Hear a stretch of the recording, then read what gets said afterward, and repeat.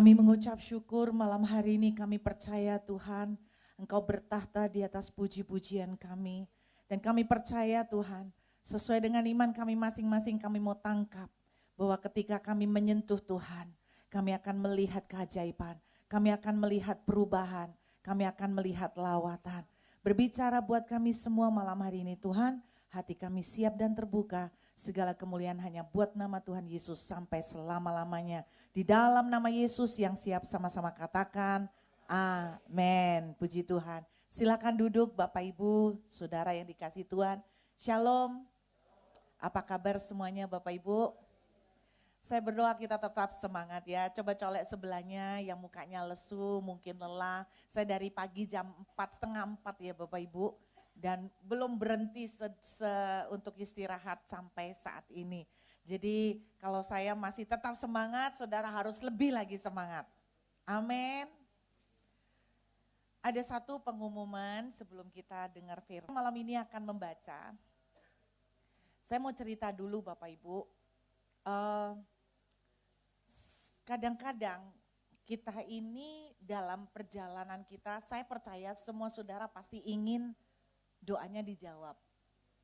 Semua pasti punya permintaan. Ya, pasti kan?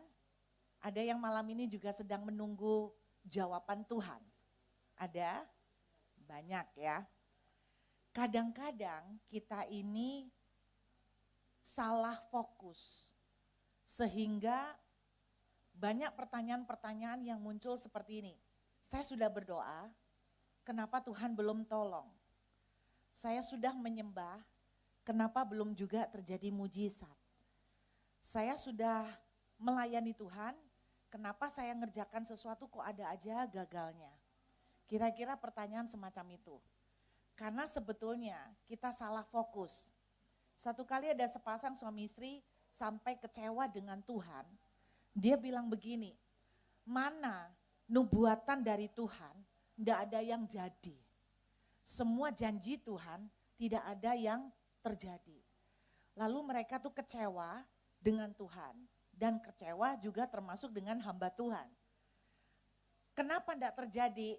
Seringkali kita menyalahkan Tuhan dan kita menyalahkan orang lain. Nah malam ini saya mau sharing sederhana sekali Bapak Ibu, karena kita salah fokus, kita salah perhatian.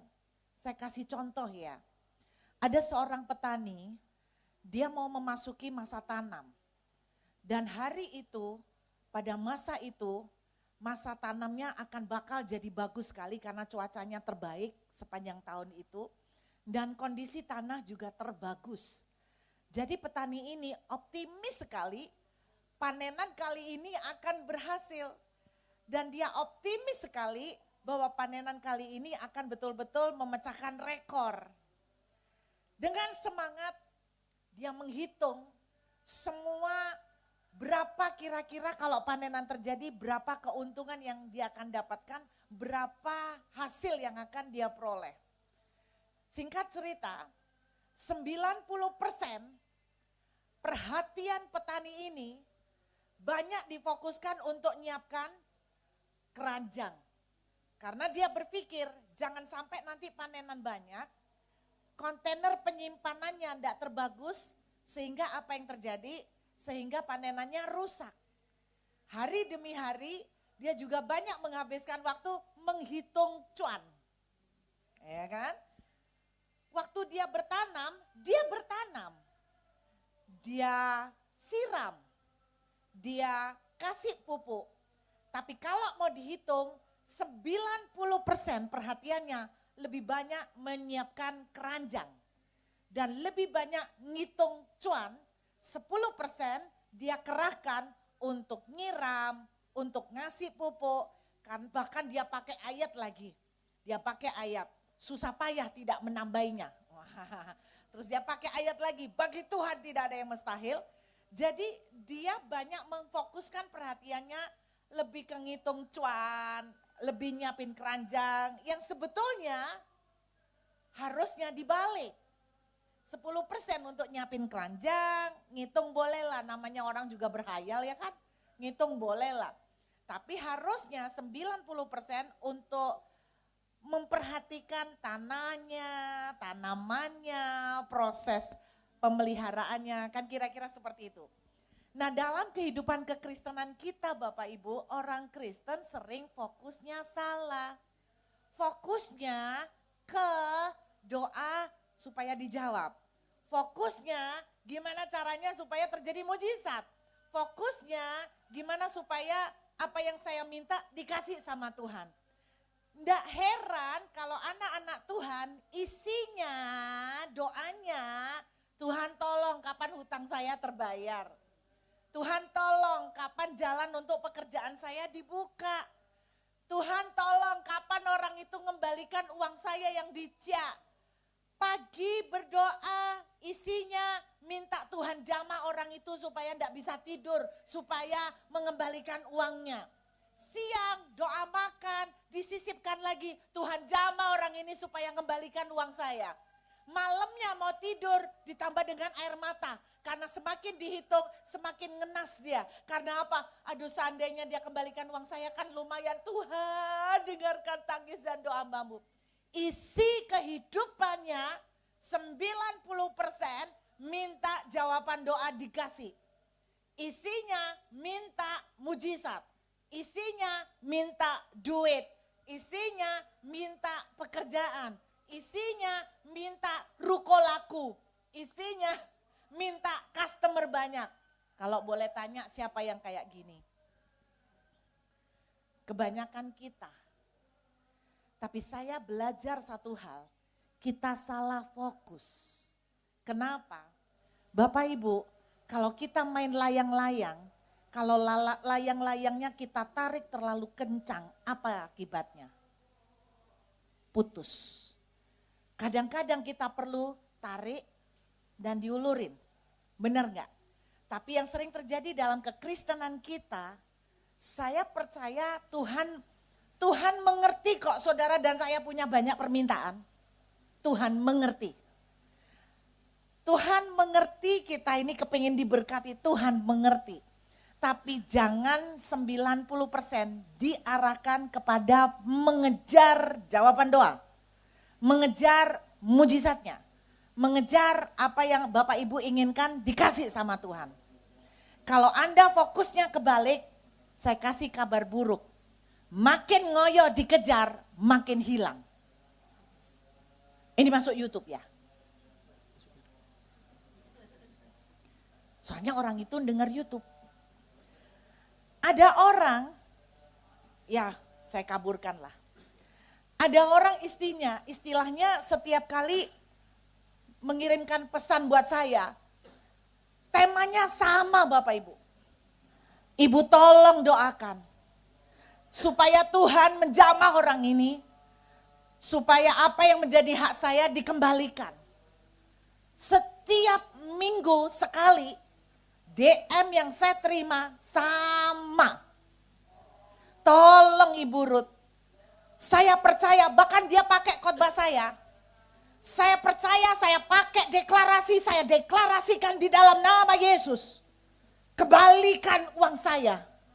Kembalikan 7 kali lipat. Dia pakai khotbah saya.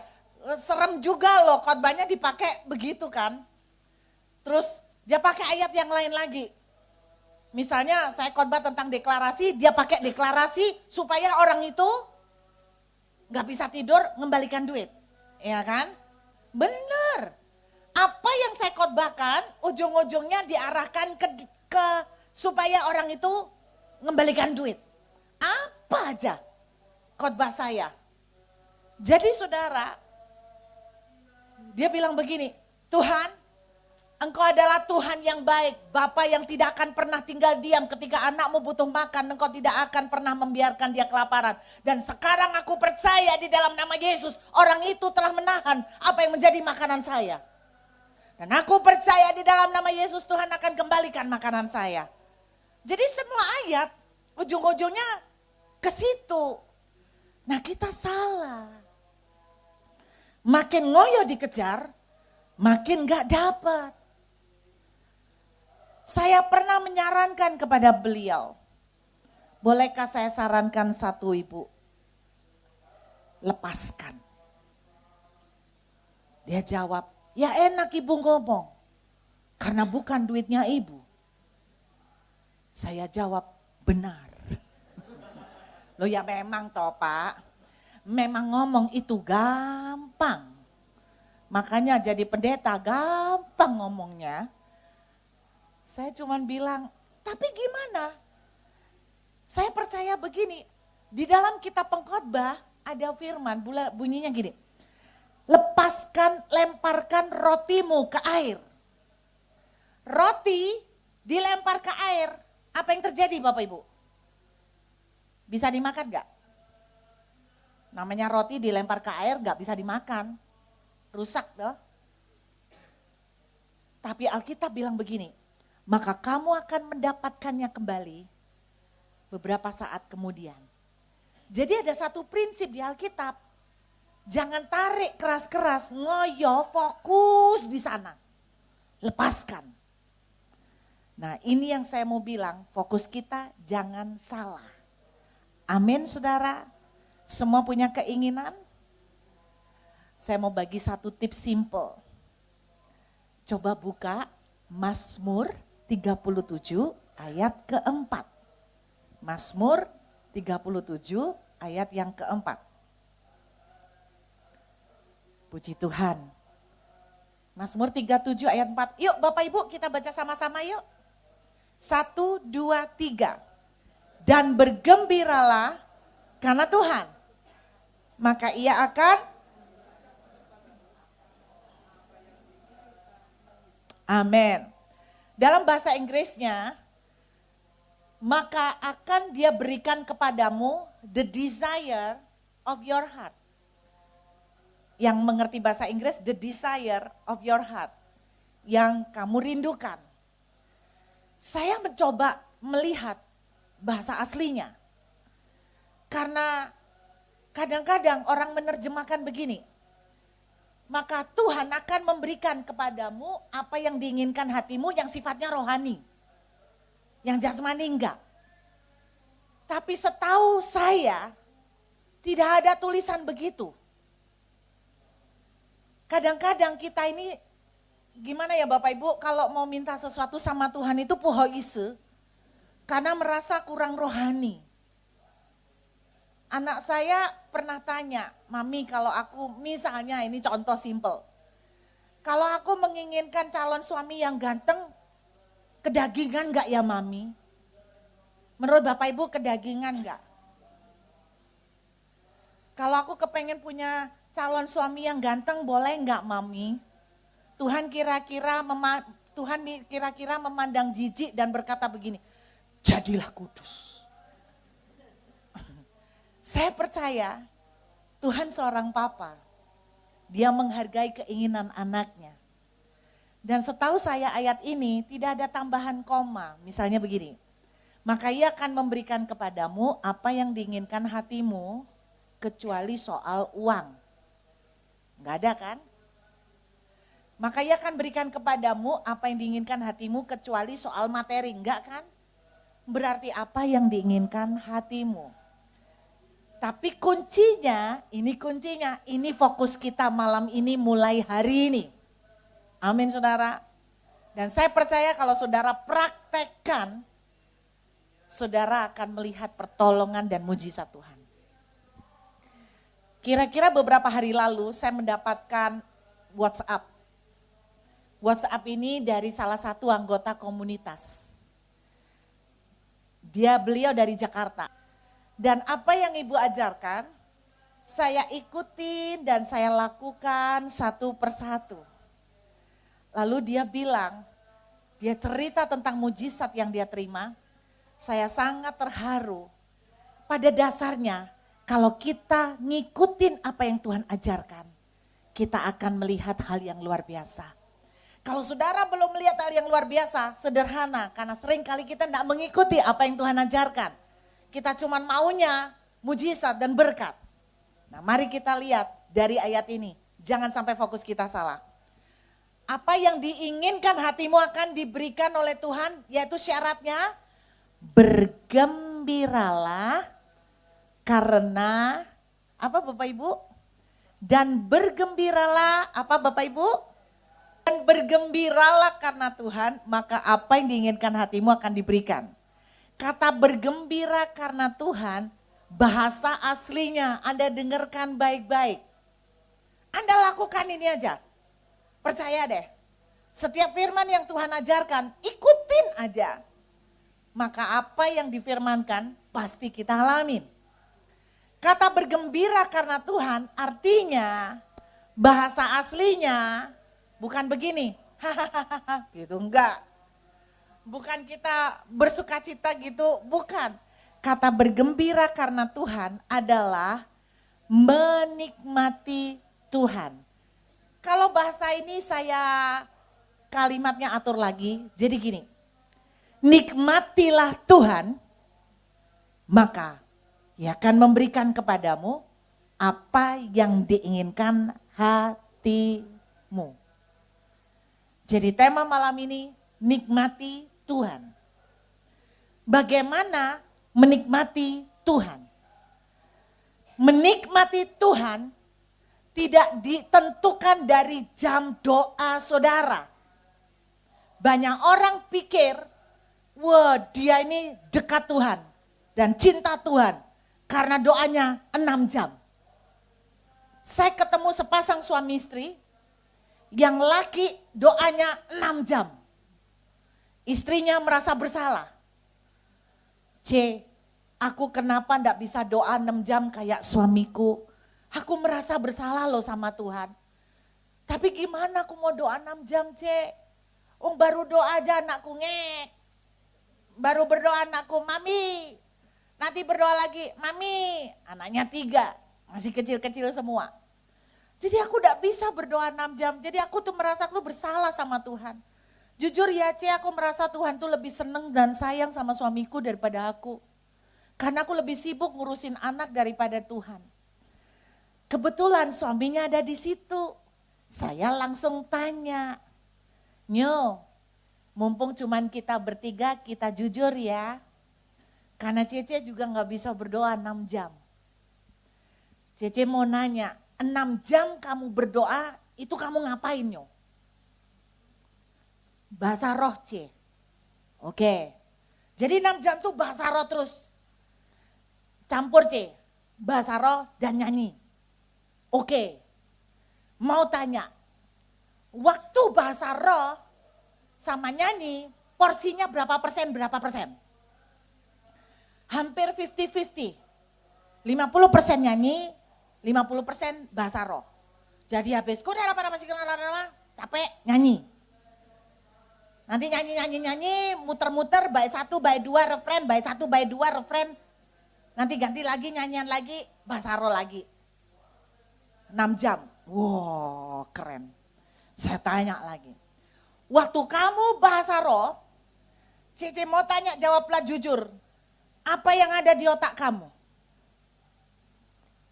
Apakah waktu selama kamu bahasa roh, kamu membayangkan Tuhan terus? Enggak sih, Waktu kamu bahasa roh, kamu bayangin apa? Macem-macem. Apa? Macem-macem tuh apa? Bayangin firman, bayangin wajah Tuhan, bayangin tentang hadiratnya atau apa? Iya, bayangin urusan telepon, terus bayangin tiba-tiba inget kerjaan, bayangin tiba-tiba mami minta ini lupa tak urus, bayangin ini. Coba periksa ya Nyo, bayanginnya berapa persen? Dan mengagetkan dia jawab, hampir semua waktu doa bahasa roh dan nyanyi selalu ada bayangan yang lain. Pertanyaan saya, apakah itu definisi menikmati Tuhan?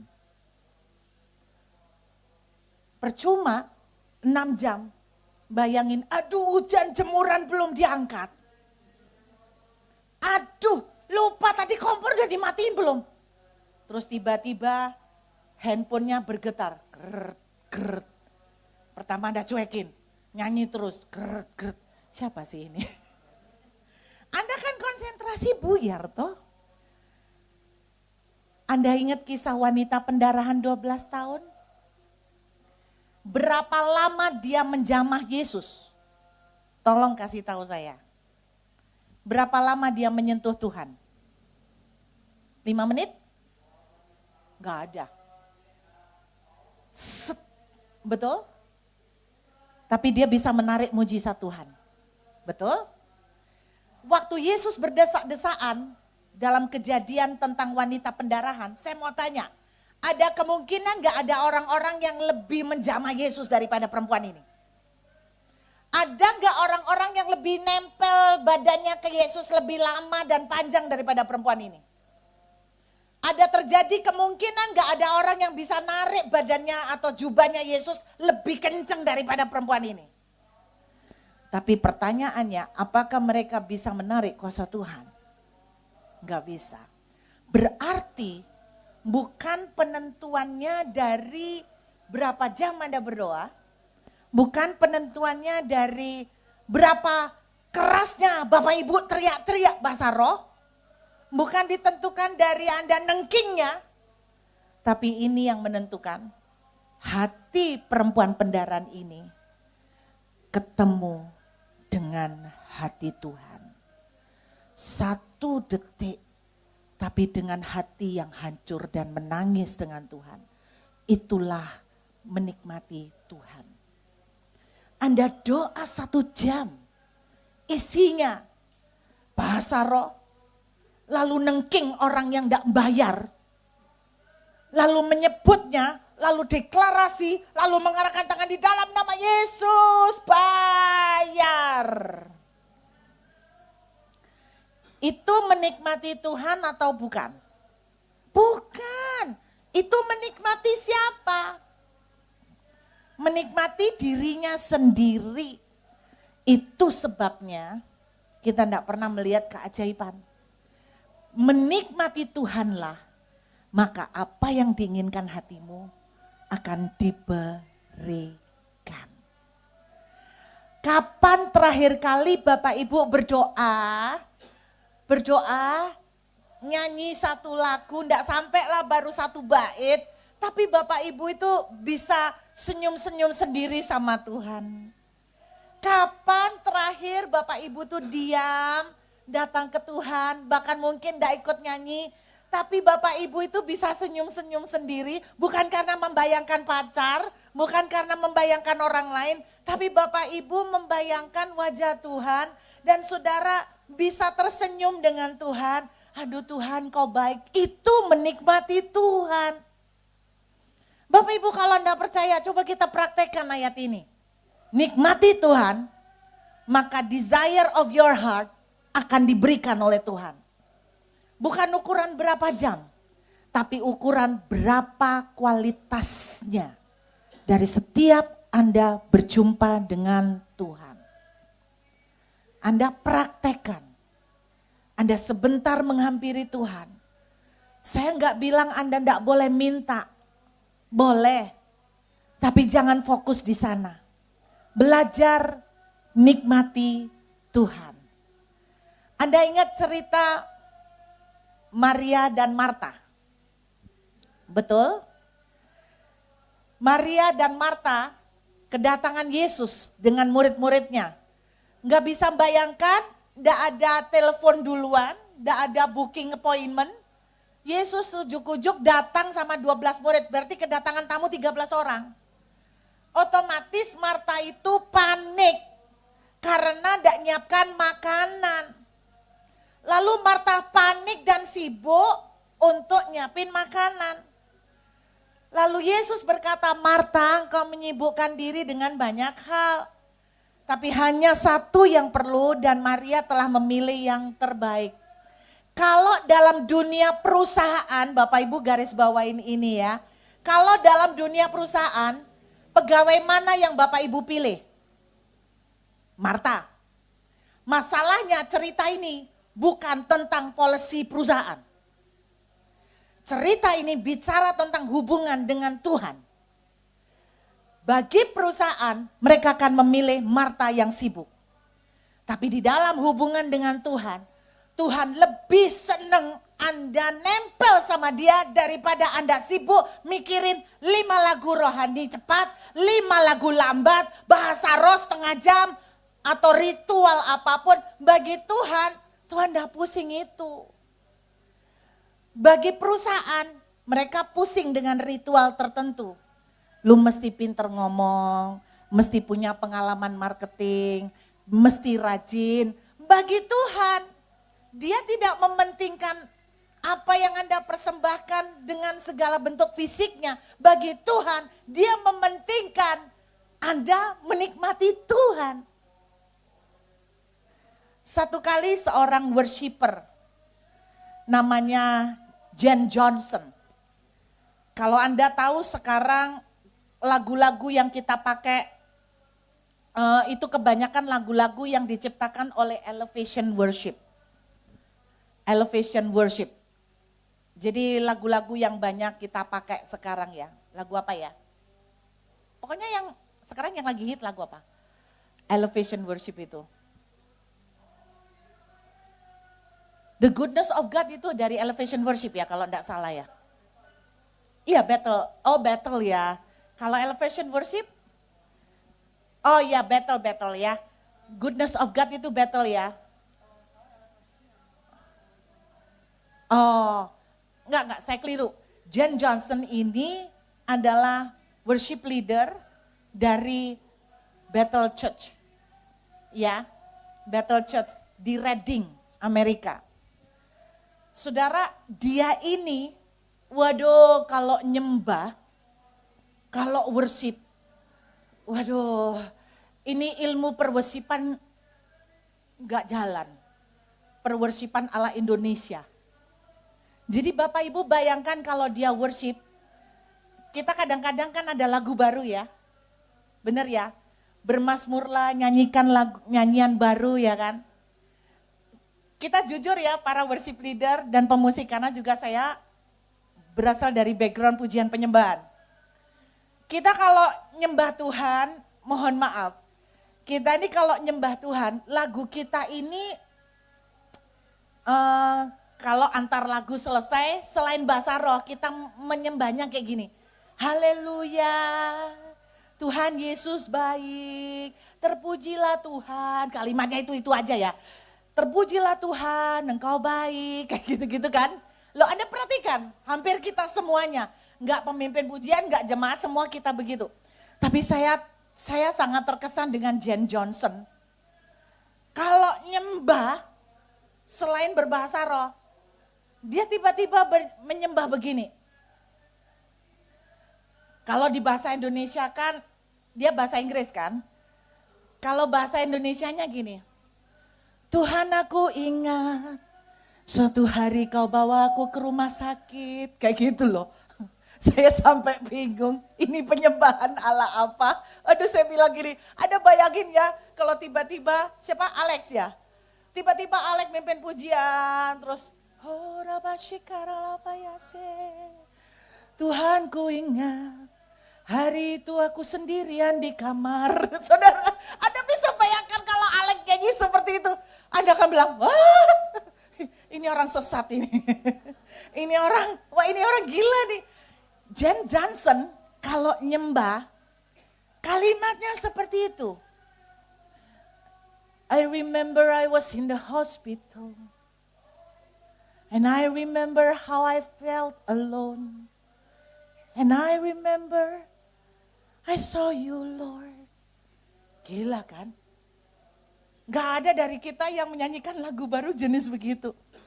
Tapi terus terang, saya melihat ketika dia menyembah, dia asik sekali kayak dunia miliknya sendiri, saudara. Itulah menikmati Tuhan. Satu kali dia lelah karena banyak pelayanan, dia cerita. Dia duduk di pianonya. Dia mau main piano sudah terlalu capek karena banyak beban. Bahkan untuk menyanyi pun dia tidak sanggup. Tiba-tiba dia merasakan ada sebuah pelukan buat Jen Johnson. Tiba-tiba dia menangis karena apa? Dia cerita begini. Saya merasakan tiba-tiba dipeluk sama Tuhan.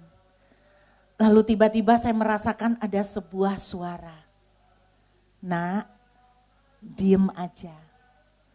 Aku ingin menikmati engkau.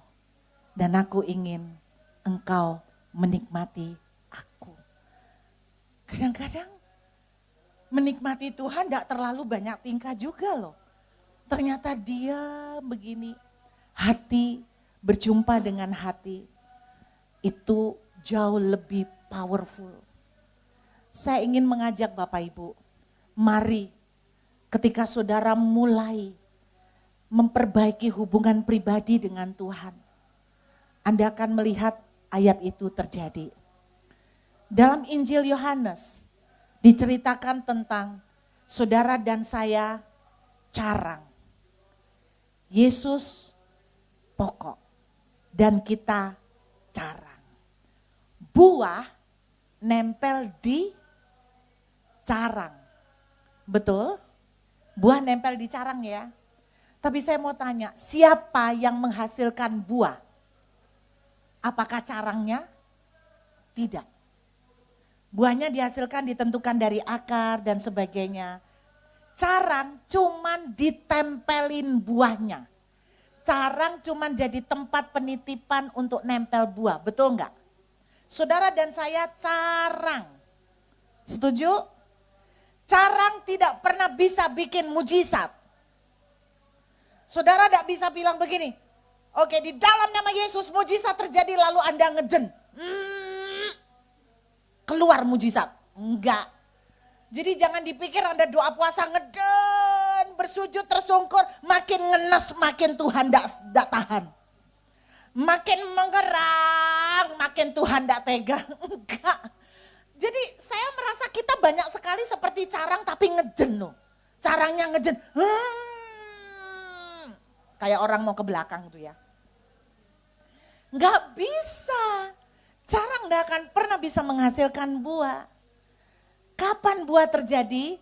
Saat carang terus nempel dengan pokoknya. Saudara nempel dengan Tuhan, spontan, mujizat akan terjadi. Jangan fokus ngejar Tuhan mujizat, Tuhan mujizat. Anda nempel dengan Tuhan, mujizat terjadi. Baru sebulan lalu, anak rohani saya cerita. Beberapa bulan di awal tahun ini, banyak orang yang bisnis susah. Termasuk dia. Dan karena susah, dia harus membayari beberapa pegawai. Dan itu enggak nutut. Orderan mau deal, udah kayaknya deal, tiba-tiba batal. Ada yang ngalamin? Ada? Ada orang pesenan, kayaknya sudah 100% jadi, nggak mungkin batal. Batal. Akhirnya nggak nutut perputaran uang. Terus dia sibuk, panik, mikirin, sampai tiap malam itu sumpek, nggak bisa tidur dengan tenang. Suatu saat, tiba-tiba terjadilah jalan yang seakan-akan jawaban Tuhan. Apa jalannya? Bank telepon. Nawarin pinjaman dengan bunga sangat kecil. Dia pikir inilah jawaban Tuhan. Bapak Ibu, hati-hati ya. Seringkali sebelum mujizat yang beneran terjadi, ada mujizat tipuan. Yang seakan-akan dari Tuhan. Jadi hati-hati. Kayak ini. Jadi bunganya rendah. Dia cerita sama saya, gimana saya tidak berpikir bahwa itu jalan Tuhan C. Karena seumur-umur bank itu tidak akan mungkin telepon dan kasih bunga rendah. Bunganya kecil sekali. Dan saya hitung-hitung, ini kalau ada transaksi 1-2 aja sudah bisa nutup. Jadi dia ambil pinjaman. Tapi hitungan manusia terbatas. Dia ambil pinjaman, enggak besar. Menurut saudara mungkin kecil 90 juta. Tapi apa yang dia perkirakan, bakal ada transaksi deal, nggak ada yang jadi satupun. Dan uang untuk bayar pegawai dari hutang ini nggak nutut. Akhirnya dia terpaksa hutang lagi dari kartu kredit. Total beberapa bulan 200 juta. Stres. Dia ngomong begini, saya ingat pengajaran Cece. Cece itu enggak pernah setuju kalau saya tuh hutang pakai gesek kartu kredit, tapi saya kepepet. Dan ketika semua semakin berantakan, akhirnya dia nyerah. Kita ini nyerah macam-macam ya Bapak Ibu, ada yang nyerah cantik dan nyerah kurang cantik.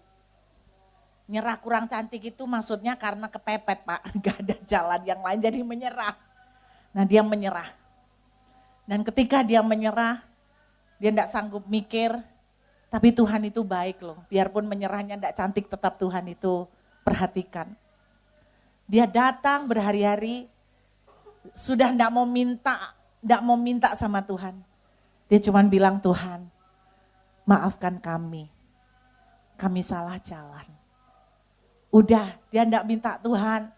Dia cuma bilang sekali, Tuhan tolong kami. Selebihnya dia cuma menghampiri Tuhan, nyembah, menikmati Tuhan. Ya ampun Pak, Bu, enggak lama. Saya enggak bilang semua polanya kan seperti ini loh ya. Tapi Anda ambil intinya gitu loh. Enggak lama. Dia ini di pelayanan, kerjanya seringkali menjemput pendeta, pelayan Tuhan. Kalau ada tim misi dari luar negeri, dia yang menyambut, dia yang nemenin makan, dia yang hospitality. Ada salah satu dari orang yang pernah dia jemput, tiba-tiba dari Singapura, telepon dia. Orang ini berhari-hari tidak tenang karena terbayang wajah mereka. Orang ini telepon dan tanya, tolong ceritakan dengan jujur apa adanya. Kalian ada masalah apa? Karena Tuhan bicara, saya harus telepon kalian. Akhirnya diceritakanlah oleh mereka, dalam waktu cuman beberapa hari, 200 juta itu ditutup sama orang ini. Dari Singapura, seorang janda sederhana. Saya mau bilang begini loh, jangan kejar berkatnya, kejar Tuhannya. Nempel sama pokoknya, buah itu dampaknya. Amin saudara. Jangan salah fokus. Jangan terus tiap saat berdoa, Anda fokus terus Tuhan kerjaanku gimana. Doanya kerjaanku gimana terus. Percayalah makin tanya gimana, jawabannya enggak kemana-mana. Jadi berhenti ngejar mujizat. Berhenti mengejar berkat. Kejar Tuhan. Bangun hubungan. Nikmati Dia. Saudara, Anda pernah tahu bayangan? Bayangan? Anda mau ngejar bayangan, capek, nggak akan ketangkep. Ngejar jawaban doa mujizat terus-terusan dengan kekuatan sendiri kayak orang ngejar bayangan. Tapi kalau Anda berdiri di posisi tepat di bawah matahari, maka bayangan itu sepenuhnya jadi satu dengan saudara. Demikian juga dengan berkat. Jangan kejar berkat seperti ngejar bayangan, Anda tidak akan pernah dapat. Posisikan posisi saudara tepat di bawah matahari, maka bayangan itu sepenuhnya jadi satu dengan engkau. Posisikan dengan tepat dengan Tuhan, maka blessing itu bonus. Jadi jangan kejar blessingnya melulu. Mulai sekarang saya berdoa teman-teman di sini berhenti terus minta orang itu bayar. Berhenti terus minta ruko laku. Berhenti terus minta warisannya dibagikan. Mulai sekarang posisikan dengan matahari kehidupan saudara. Maka bayangan itu jadi satu dengan kita. Berkat terjadi bukan karena saudara kuat mengejarnya. tapi terjadi karena saudara dekat dengan sumber berkat. Saya berdoa sederhana, tapi biar ini mengubah cara kita bergaul dengan Tuhan. Saya pernah sharekan sama Bapak Ibu, walaupun 1 menit hati ketemu dengan hati Tuhan, maka berkat terjadi. Pernah enggak Bapak Ibu, sekarang zamannya anak muda ya, pernah enggak Bapak Ibu kalau datang doa sama Tuhan cuman gini, saya bayangin Tuhan, lo jujur kadang-kadang yang bayangin karena enggak pernah ketemu Tuhan muka dengan muka toh. Jadi saudara kan enggak tahu persis wajah Tuhan kayak apa, ya kan? Salah enggak kalau saya ngebayangin Tuhan kayak foto-fotonya sekolah minggu? Enggak lah, Tuhan menghargai keterbatasan kita, dia mengerti kok. Saya membayangkan Tuhan, saya waktu bayangkan wajahnya, saya membayangkan dia melihat saya. Loh Burut, kenapa kok membayangkan wajah Tuhan melihat ibu? Apa yakin Tuhan ngeliatin ibu? Siapa tahu Tuhan noleh ke kanan. Saya yakin Tuhan ngeliatin kita terus. Kenapa kok saya yakin? Ayatnya bilang apa? Rambut di kepalamu jatuh sehelai? Tuhan, ayo sekarang logika deh. Saudara yang punya rambut aja udah tahu rambut jatuh? Kalau 100 saudara tahu. Kalau 1 saudara tahu? Kalau sampai Tuhan tahu rambut 1 jatuh, berarti dia ngapain? Ayo saya tanya. Berarti kan dia ngeliatin terus lo jatuh. Makanya saya percaya, biarkan iman kita seperti anak-anak.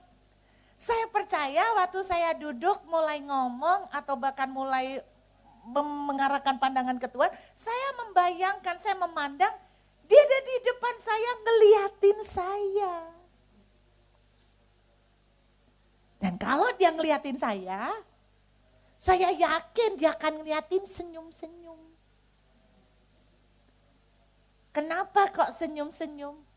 Karena Alkitab bilang Tuhan cinta sama kita. Kalau Tuhan cinta, enggak mungkin mukanya pasti senyum. Kalau saya udah duduk atau tiba-tiba memikirkan Tuhan tersenyum, saya akan bilang begini, sarangi. Saya mau tanya, apakah ketika saya ngomong sarangi, doa bukan? Doa. Apakah harus bahasa roh? Kita belajar lagi ya, yang namanya menikmati Tuhan.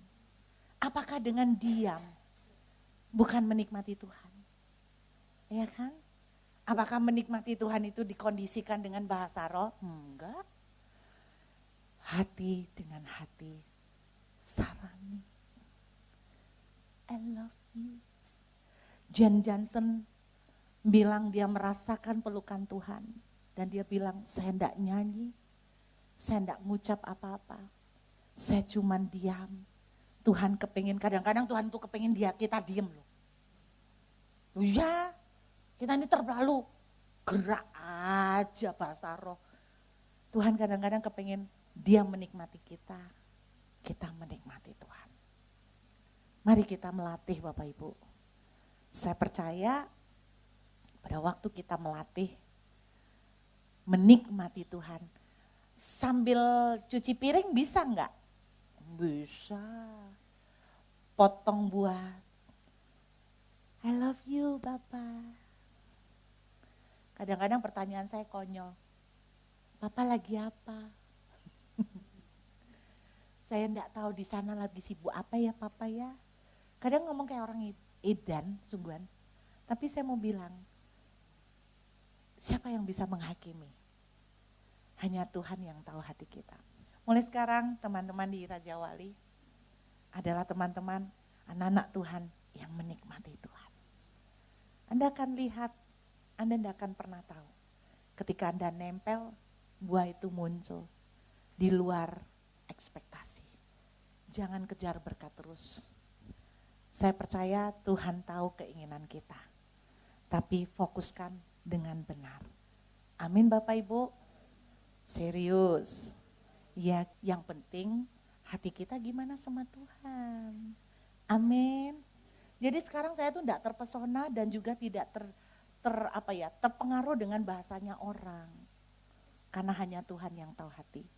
Saya berdoa di sini hatimu menyentuh hati Tuhan. Yuk kita nyanyi sebentar, nikmatin. Jangan sampai ntar ibu ketularan. Dia terbayang terus, Didi ho. Lo kadang bayangin terus nular lo ya. Nular, tiba-tiba dia enggak sadar, ay Didi ho. Ay Didi, enggak apa-apa Bu, enggak apa-apa. Selama hati tetap nyambung sama Tuhan. It's okay, it's okay, it's okay. Bukan apa yang dilihat manusia, yang dilihat Tuhan. Amin. Siapa tahu suatu hari Alek akan belajar cara penyembahannya Jen Jones. One day I remember Lord, I was sick at the hospital. Iya Lek. Saya waktu dengar Jen Johnson nyembah gitu, saya sempat kaget.